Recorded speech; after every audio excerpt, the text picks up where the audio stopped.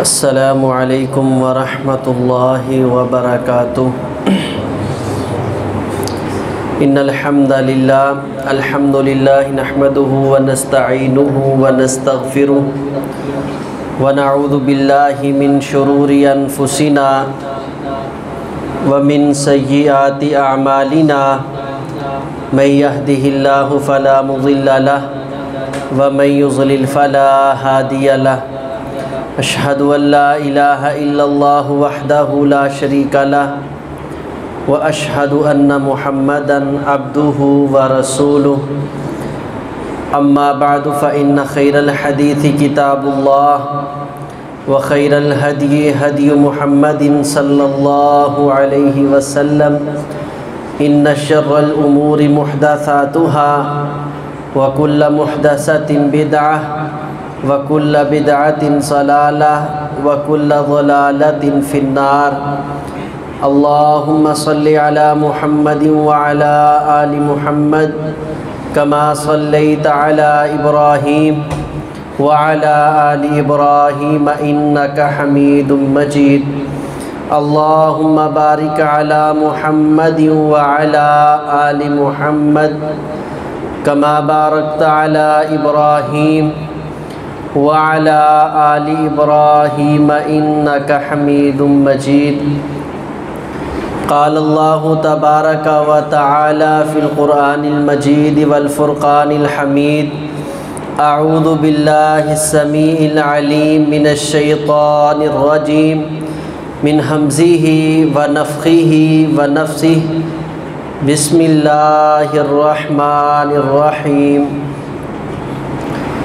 یا ایہا الذین آمنوا اتقوا اللہ وقولوا قولا سدیدا یصلح لکم اعمالکم ویغفر لکم ذنوبکم ومن یطع اللہ ورسولہ فقد فاز فوزا عظیما۔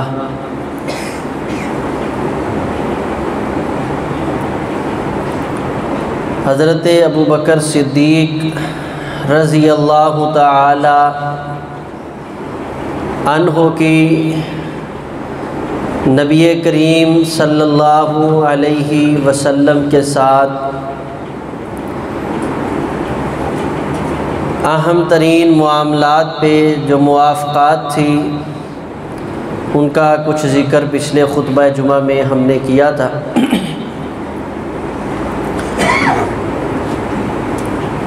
کہ اس دنیا میں دین اسلام آنے سے قبل جو صفات ماجی خدیجہ نے نبی کریم جناب محمد الرسول اللہ صلی اللہ علیہ وسلم سے ثابت کی اور ان 5 صفات کی بنیاد پر اللہ تعالیٰ کی نصرت، مدد اور حمایت کا وعدہ دیا ہے، بعین ہی وہی 5 صفات مشرکین مکہ اور ابن داغونہ ابو بکر صدیق رضی اللہ تعالیٰ عنہ میں مانتے تھے۔ ان میں سے 2 کا ذکر ہم نے پچھلے خطبہ جمعہ میں کیا ہے کہ اِنَّکَ لَتَصِلُ الرَّحِمَ، آپ صلہ رحمی کرنے والے ہیں۔ آپ کے ساتھ کوئی ظلم کر جائے، زیادتی کر جائے، آپ کے سامنے کوئی بڑا بول جائے، آپ کی کوئی اہانت کر جائے، آپ ذاتی انتقام لینے والے نہیں ہیں بلکہ اللہ کی رضا کے لیے سارے معاملے کو ختم کر کے دلوں کو صاف رکھنے والے عظیم انسان ہیں۔ اور دوسرا فرمایا ہوا تحمل الکلہ، کسی انسان پہ کوئی بوجھ ہو، کوئی وزن ہو تو آپ اس کا وہ بوجھ، وہ وزن اٹھانے والے ہیں۔ کوئی انسان ظلم کی چکی میں پس رہا ہو تو بلال رضی اللہ تعالیٰ عنہ کی طرح ان کو آزادیاں دلوانا،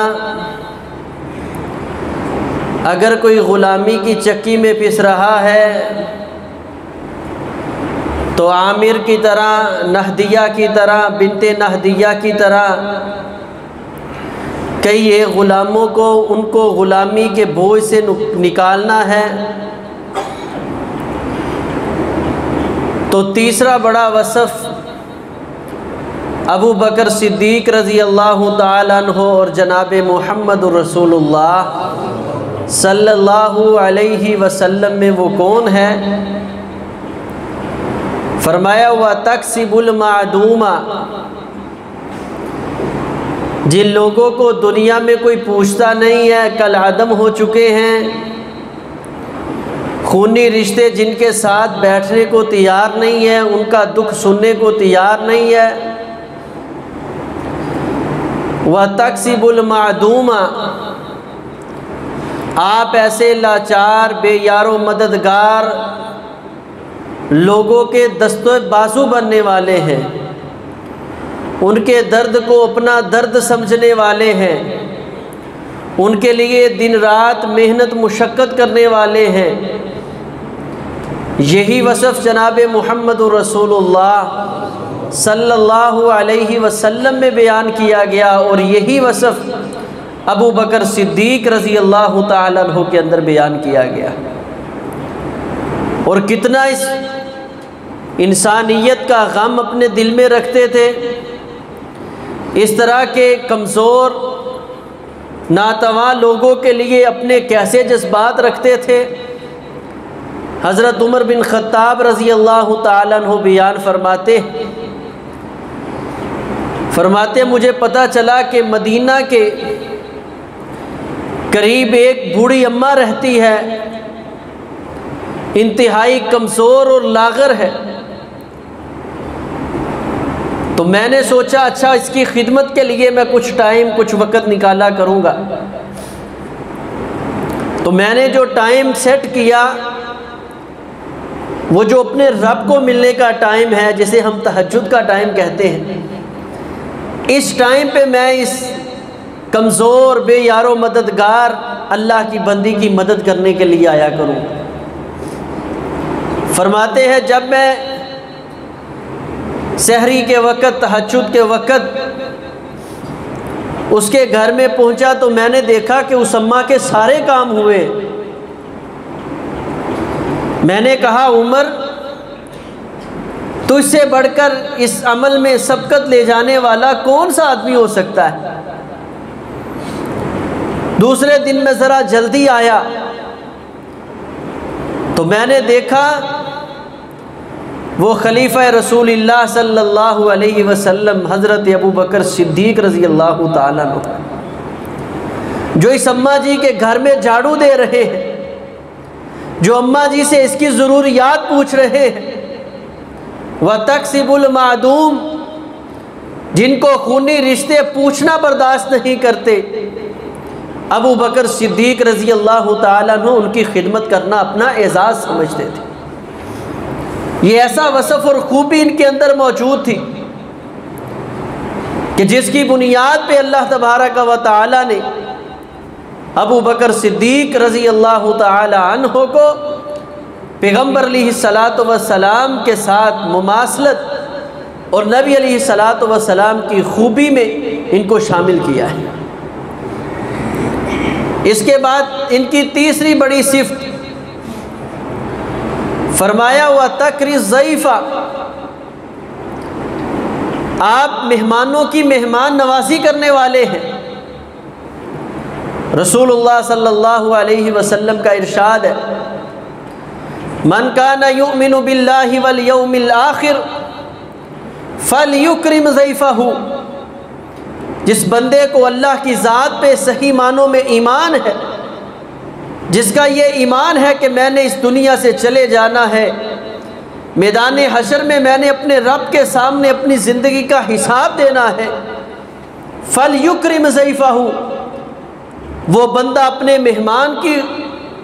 خوب خاطر تواضع کرے، اس کی عزت کرے، تکریم کرے۔ تو ابو بکر صدیق رضی اللہ تعالیٰ عنہ بھی ایمان میں اتم درجے کے تھے، تو مہمان نوازی میں بھی اتم درجے کے تھے۔ حضرت عبد الرحمن بن ابی بکر رضی اللہ تعالیٰ عنہ بیان فرماتے ہیں، صحیح البخاری کے اندر روایت موجود ہے، فرماتے ہیں کہ جب ہم مدینہ میں آئے تو نبی علیہ الصلاۃ والسلام نے غربت کی پیش نظر اس بات کا حکم دیا، فرمایا من کان لہ طعام اثنین فلیذهب بثالث، جس بندے کے پاس 2 آدمیوں کا کھانا موجود ہے وہ اپنے ساتھ تیسرا ایک لے کر جائے۔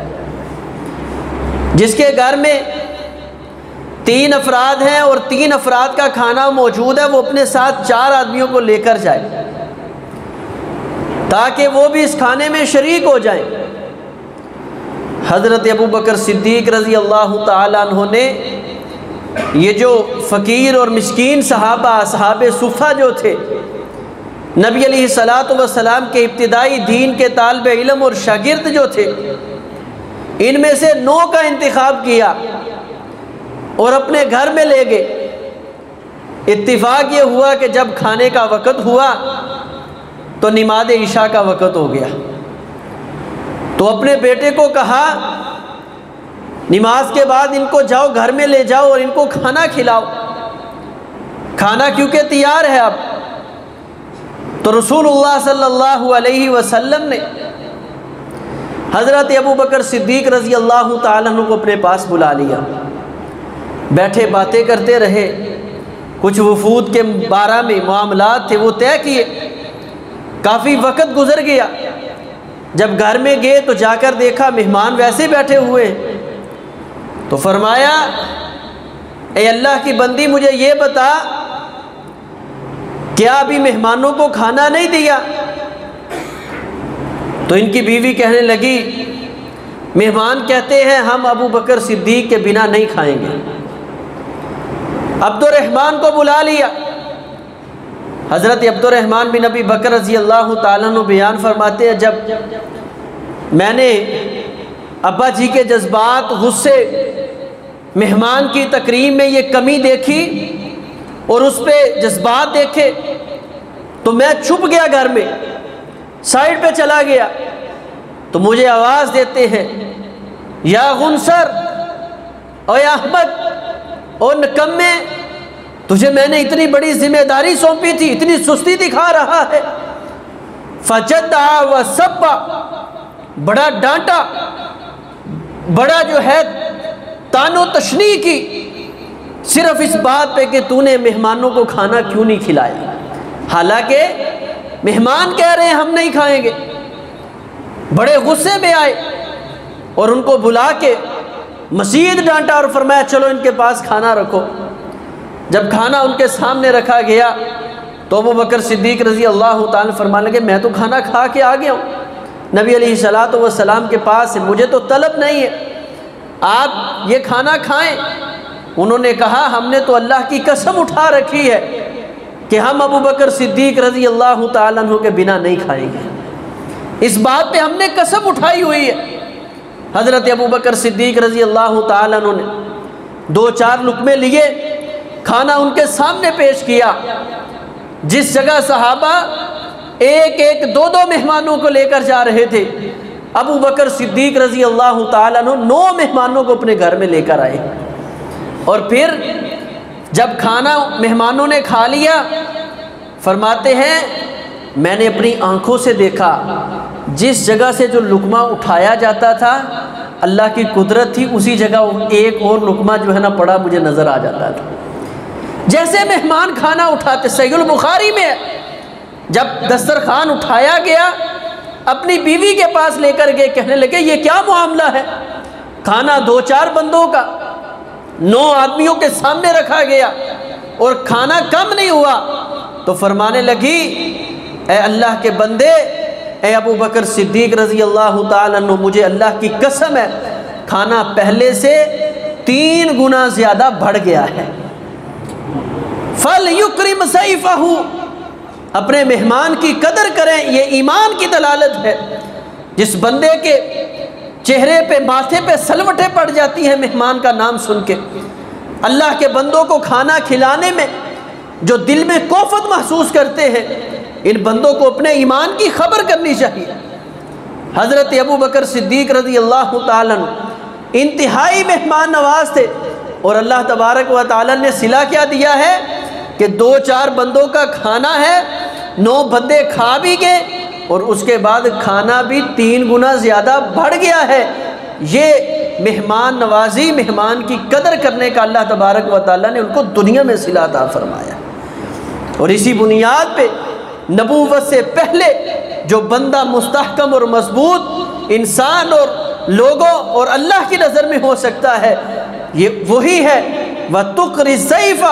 جو آدمی اپنے مہمانوں کی قدر کرنے والا ہے، میزبانی کرنے والا ہے۔ اسی طرح 5واں بڑا وصف اور صفت ان کی جو نبی علیہ الصلوۃ والسلام کی مماثلت میں ذکر ہوئی، وہ ہے وَتُعِينُ عَلَى نَوَائِبِ الْحَقِّ، آپ حق بات کے اوپر بڑے ڈٹ جانے والے ہیں،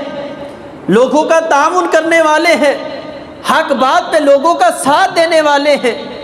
حق بات آ جائے پیچھے ہٹنے والے نہیں ہیں، دل کے بڑے رفیق ہیں، بڑے شقیق ہیں، جو شفیق ہیں،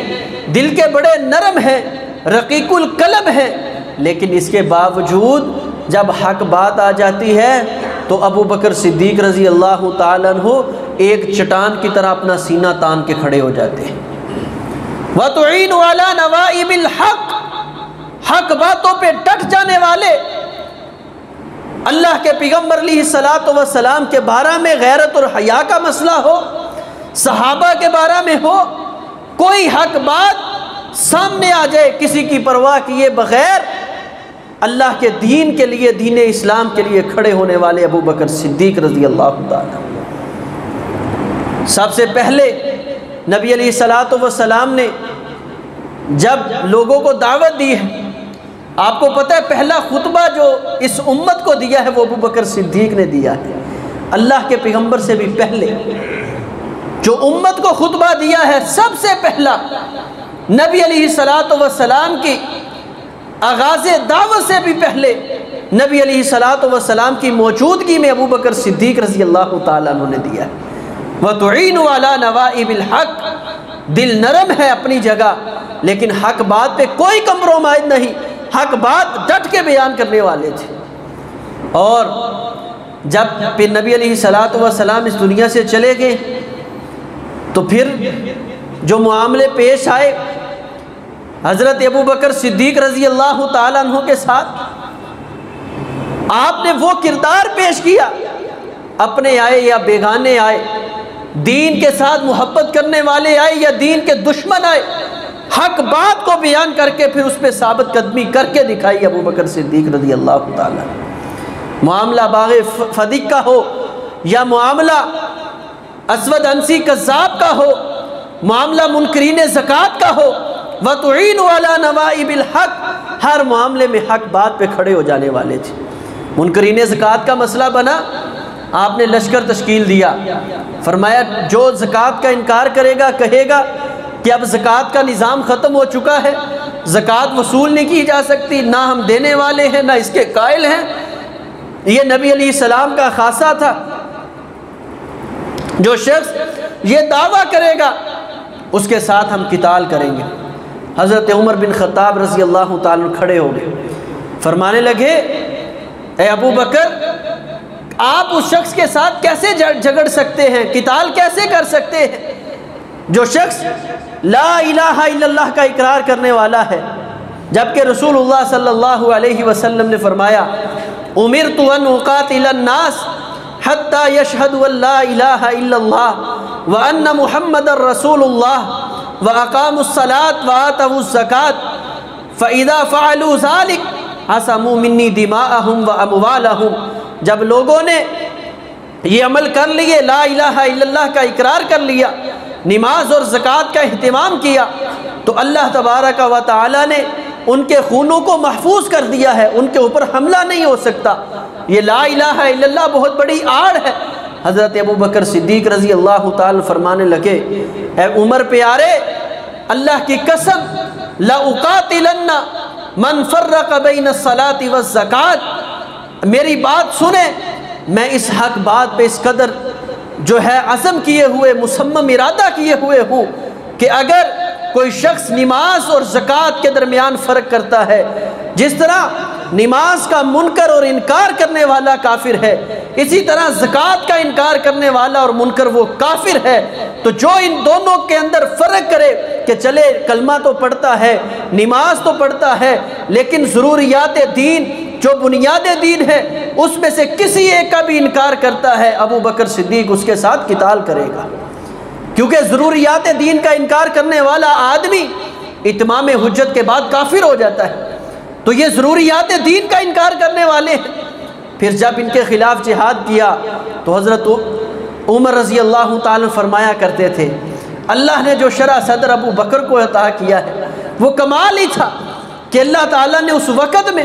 کہ جب ہر وقت ہر طرف سے جو ہے پریشانیوں نے گھیرا ہوا تھا، اس عالم اور اس حالت میں اللہ تبارک و تعالیٰ نے ابو بکر صدیق کو یہ جذبہ دیا کہ وَتُعِينُ عَلَى نَوَائِبِ الْحَقِّ، حق بات پہ، حق کے معاملے میں ڈٹ جانے والے، کسی ملامت گر کی ملامت کی پرواہ کیے بغیر اللہ کے دین کی نصرت اور تائید اور مدد کے لیے قائم ہونے والے تھے۔ اور جب یہ اسود انسی کا مسئلہ بنا ہے، پھر بھی اسی طرح لشکر کو تشکیل دیا، اس کے خلاف نکالا، اور اللہ کے رسول صلی اللہ علیہ وسلم کی ختم نبوت کے لیے، اور اس کے ساتھ حضرت اسامہ بن زید رضی اللہ تعالیٰ عنہ کا جو لشکر تھا،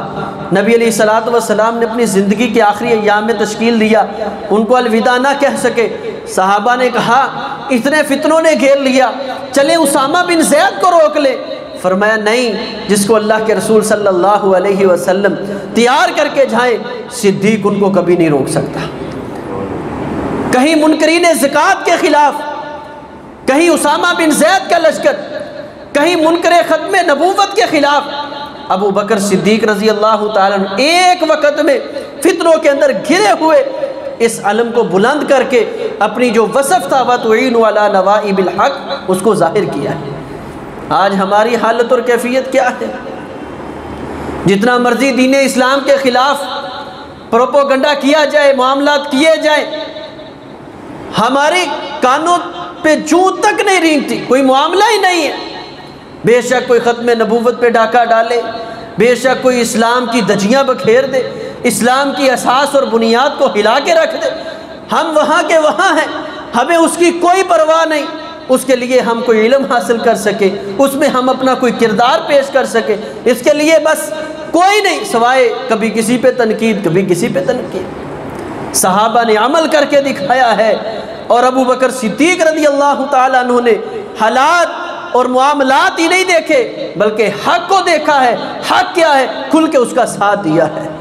وَتُعِينُ عَلَى نَوَائِبِ الْحَقِّ، حق بات کو لوگوں کے سامنے ظاہر کرنا، اس کا ساتھ دینا، حق کے اوپر جو ہے اس کا تعاون کرنا، یہ ابو بکر صدیق رضی اللہ تعالیٰ عنہ کے اندر اتم درجے کی صفت موجود تھی۔ اسی طرح دین کے معاملات کے ساتھ ابو بکر صدیق رضی اللہ تعالیٰ عنہ محبت، پیار اور عقیدت جو ہے وہ اسی طرح رکھا کرتے تھے۔ ماجی فاطمہ رضی اللہ تعالیٰ عنہ آئی ہیں، ہمیں یہ خیبر کے باغ فدق سے جو ہے نبی علیہ الصلوۃ والسلام کا یہ مال ہے، ہمیں یہ دے دیا جائے، تو فرمانے لگے، اللہ کے پیغمبر علیہ الصلوۃ والسلام کی حدیث ہے، لا نورث ما ترکنا صدقہ، ہم وارث نہیں بنائے جاتے، ہمارا ترکہ ہماری اولادوں میں تقسیم نہیں ہوتا انبیاء کا، ہم جو بھی چھوڑ جائیں فَهُوَ صَدَقَةٌ، وہ صدقہ ہوتا ہے۔ اب اس پہ جو ہے بنیادی طور پہ شروع کے اندر جو ہے اہل بیت کی کچھ ناراضگیاں بھی مول لینی پڑی، حضرت عباس رضی اللہ تعالیٰ عنہ، حضرت علی المرتضیٰ رضی اللہ تعالیٰ عنہ، حضرت فاطمہ رضی اللہ تعالیٰ عنہ اس بات پہ نالاں بھی ہوئی کہ ہمارا حق ہے، ہمارا مال ہے۔ فرمایا نہیں، جو حق طریقے کے ساتھ تمہارا مال ہے وہ تمہارے تک پہنچے گا، نہ حق ذریعے سے ابو بکر صدیق کے ہاتھوں ایک پیسہ بھی جو ہے کسی تک نہیں پہنچے گا۔ وَتُعِينُ عَلَى نَوَائِبِ الْحَقِّ، آج میں کسی مجلس میں ہوں، میری باتیں کوئی ہیں، کسی کے ساتھ بیٹھوں میرے انداز کوئی ہے، مجھے حق باطل کی کوئی پہچان نہیں، کوئی پرکھ نہیں ہے، ابو بکر صدیق رضی اللہ تعالیٰ عنہ جس بات کو حق سمجھتے تھے، اللہ نے فہم و فراست نوازا تھا، جس کو قرآن و سنت کی روشنی میں صحیح سمجھ لیا اس کو بیان کیا ہے۔ اپنے ناراض ہوتے ہیں تو ہوئے، بیگانے ہوتے ہیں تو ہوئے، لیکن اس بات سے ایک پل کے لیے بھی پیچھے نہیں ہٹے۔ آج ہمارے لیے یہ اسباق ہے کہ ہم بھی جس جگہ لوگوں کا درد رکھے ہوئے اپنے دل میں، جس جگہ ہمارے معاملات و تکسب المعدوم لوگوں کے لیے محنت مشقت کریں، ایک دن کسی کے لیے مزدوری معاملات کریں، اسی طرح ہمارے اندر یہ بھی ایک جذبہ ہونا چاہیے کہ ہم نے ہر وقت بات وہ کرنی ہے جو حق ہے۔ اللہ تعالیٰ فرماتے ہیں یا ایھا الذین آمنوا اتقوا اللہ وقولوا قولا سدیدا، اے لوگو بات حق سچ سیدھی صاف ستھری کرو، یصلح لکم اعمالکم، دنیا والے تو شاید تمہارے معاملات بگاڑ دے، لیکن اللہ وعدہ کرتا ہے یصلح لکم، یہ نہیں کہا تمہارے معاملات درست ہو جائیں گے، فرمایا وہ اللہ تمہارے معاملات درست کر دے گا، ویغفر لکم ذنوبکم، اور کچھ نہیں تو اللہ تمہاری زندگی کے سارے گناہ معاف کر دے گا۔ تو یہ عمل اپنے اندر لے کے آئیں۔ اللہ تبارک و تعالی ہمیں حق سچ اور جو حقیقت پر مبنی چیزیں ہیں اللہ تعالی ہمیں انہیں تسلیم کرنے کی توفیق عطا فرمائے۔ اقول قولی ھذا استغفر اللہ لی ولکم ولسائر المسلمین۔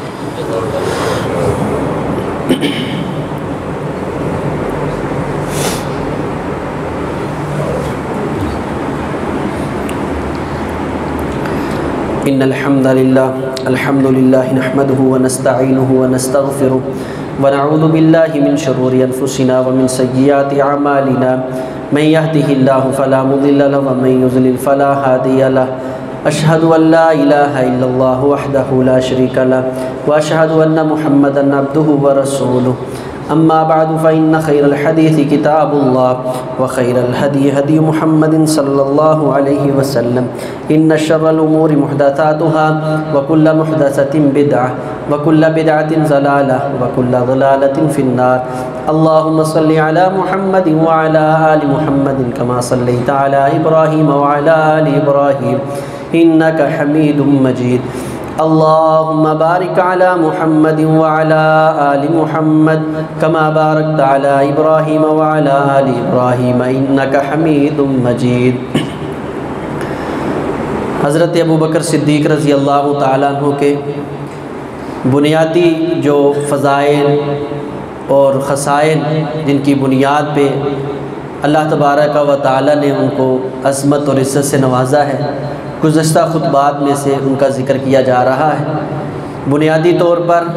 ان کا اللہ کی ذات پہ ایمان، نبی علیہ الصلاۃ والسلام کے ساتھ محبت، پھر نبی علیہ الصلاۃ والسلام کے ساتھ وفاداری، اور اس کے بعد جو ایمان کا تقاضا ہے اتم درجے کا اس کو پورا کرنا، اور پھر 5 خصوصی طور پہ جو ان کے بنیادی معاملات تھے کہ صلہ رحمی کرنے والے، لوگوں کے کام آنے والے، جو کل معدوم لوگ ہیں ان کے ساتھ عقیدت محبت ان کی ضرورتیں پوری کرنے والے، مہمان نواز آئے مہمانوں کی قدر کرنے والے، اور حق بات پہ ڈٹ جانے والے، حق بات لوگوں کے سامنے رکھنے والے۔ یہ بنیادی 5 خصائل تھے جو اسلام قبول کرنے سے پہلے اللہ تعالیٰ نے نمایاں طور پہ ابو بکر صدیق رضی اللہ تعالیٰ عنہ کے اندر رکھے، اور اسلام بھی ان 5 چیزوں کو بہت زیادہ زور دیتا ہے، اور یہی وہ 5 صفتیں ہیں جو نبی علیہ الصلاۃ والسلام کو نبوت ملنے سے پہلے نمایاں طور پہ آپ کے اندر موجود تھی، یہی 5 صفات۔ تو ہمیں بھی کوشش کرنی چاہیے کہ ان صفات پہ غور و خوض کریں اور کوشش کریں کہ ہم اپنے اندر ان صفات کو پیدا کریں۔